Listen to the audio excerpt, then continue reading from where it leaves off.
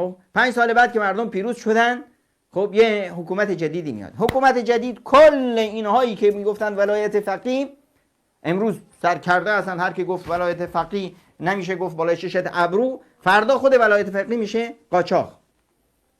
و هر کسی بگه که ولایت فقیه هست گردنش زده میشه، اعدام میشه. عجب روزگاری شده ها.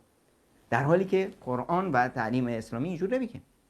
میگه آقا شما حاکمی دارید و شما یک ملتی دارید، نه قانون رو حاکم میذاره نه علت میذاره. کی میذاره؟ این الحکم الا لله. خدا هست که قانونی میذاره. قانون الله ثابت هست، نه حاکم میتونه باش بازی کنه نه محکوم میتونه. الان هر کسی پیروز شد میشه قانون گذشته رو، قانون اساسی گذشته دستور رو ملغا اعلام میکنه. الان هر حاکمی تا الان تا روز قیامت هر حاکمی بیاد بگه که من میخوام دستور قرآن رو ملغا اعلام کنم، همین ملت میزنن، از شرعیتش از بین میره. شما الان ببینید حاکم مثلا این الدنگی که در تاجیکستان هست قرآن رو الغا اعلام کرده. کجا اعلام شده؟ تو قصر خودش. تو دل مردم دارن قرآن حفظ میکنن.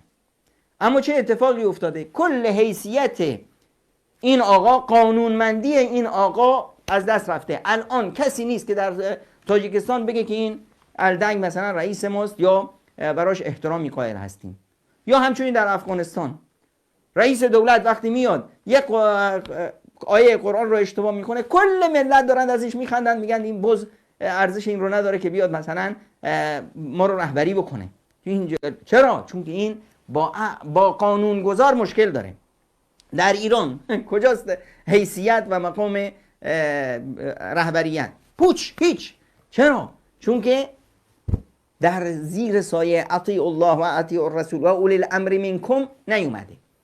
این رهبریت وقتی که تابع قانون الله و رسول شد پیش ملت ارزش داره، چون که قانونی که گذاشته شده یک قدرت و یک قانون بالایی هست که حاکم و محکوم زیر چتر اون هست.